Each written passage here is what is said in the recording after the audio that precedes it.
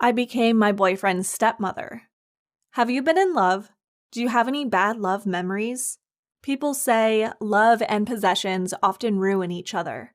My story is a proof of this, and it's such an expensive lesson about love and money. Hi, my name is Rena. I wasn't lucky to be born into a wealthy family. My dad passed away when I was young. Now I'm living with a weak mother.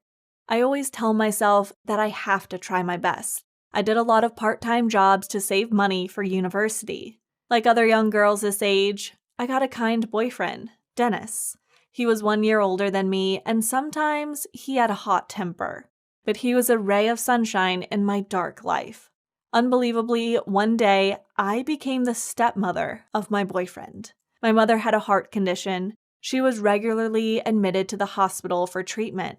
I always worried about the hospital fee. When her condition worsened, I had to work more and worked overtime when I did not have to go to school to pay for medicine and treatment. I applied for a part-time job in a coffee shop in an office building. The work was hard and the salary was not much. But what made me comfortable working there was the customers there were mostly office workers at the companies in the building who were knowledgeable and polite. That's why I rarely had any troubles with uncomfortable guests. The shop had a regular patron whom my boss often called a VIP guest. His name is Alvin. He was an old man about my father's age, but he looked very nice, intelligent, and calm. He wore a suit to work every day as a young man. He always ordered an Americano with a croissant every afternoon. I knew that habit, so I prepared them every day without him asking. Every afternoon when Mr. Alvin arrived, I already got what he wanted. I guess that's why this man noticed me. Mr. Alvin often gave me more tips, and the amount was increasing day by day. One day, he handed me his tips with a piece of paper.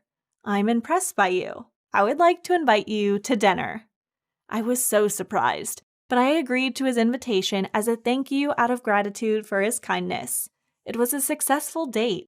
After that, we went out more and more.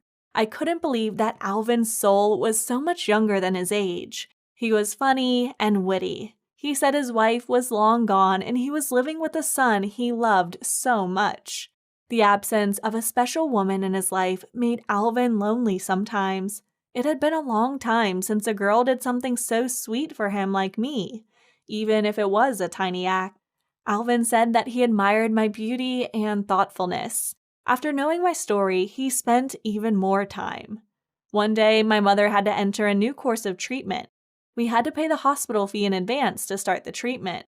While I was stuck on how to handle this problem, my banking account unexpectedly received a large amount of money from Alvin. He said he wanted to help me with my mother's hospitalization. I was hesitant, but at that time, I really needed the fee to be paid urgently, so I received it.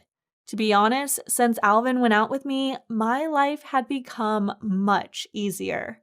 When I had an urgent problem that required money, Alvin always supported me without condition. I still continued this relationship and accepted invitations to join some events with him because that was the only way for me to show him my gratitude. That also meant I spent less time with Dennis. I often canceled my dates with him, and we didn't have dinner together on the weekends anymore. I knew it was wrong, but I couldn't do anything. I felt so guilty, but there was nothing I could do. It seemed that Dennis knew something was wrong by my distant attitude. The lack of time we spent together made him uncomfortable, and we had more conflicts. Meanwhile, my mother's condition was getting worse. Cost of surgery wasn't small. A bad thought appeared in my head. I should break up with Dennis to commit wholeheartedly to Alvin. He was a good man anyway. On Friday evenings, the coffee shop was more crowded than usual because it was the weekend. I was overworked and exhausted. I fainted and I didn't remember what happened after that. When I opened my eyes, I was in the hospital. Dennis sat and slept right next to me. He held my hand very tight. He still loved me so much and stayed right next to me when I got in trouble. That thought filled me with regrets. I thought about what I did. I was a horrible person. I could hear him mumbled while still asleep. "Don't be so cold to me, baby. I promise to be gentler with you." That made me fall in love with Dennis all over again. When I was sick or in danger, I understood who really cared about me. Since his mother was gone, my presence was a ray of light in his life. He was very happy with me. I couldn't break up with Dennis. The torment grew in my heart. I made up my mind. I would end my selfish relationship with that old man and love Dennis with all my heart. I didn't want wrong anymore. I would meet Mr. Alvin to break up with him the next day. Later, Dennis woke up. He was glad when he saw that I was fine. He smiled very brightly and told me that his father wanted to remarry. Dennis would have a mother again. He looked like a child with glittering eyes. I was touched to see that. But things never go as planned. The next day, I got a missed call from the hospital. I was at work, so I didn't know that my mother had a heart attack and had to have urgent surgery. After receiving the news, I rushed to the hospital, but by that time, everything was done. I saw a familiar shape standing by my mother's bed in the emergency room. It was Mr. Alvin. He found the address and visited my mother. He also asked the hospital to call him when anything unusual happened. He paid all the hospital fee, took care of my mom when I couldn't arrive. Why? What should I do? This made me even more awkward. Mr. Alvin was too good for me.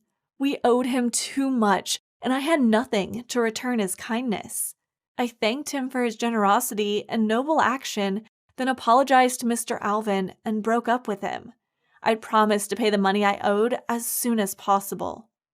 After that farewell, it seemed like everything was going well.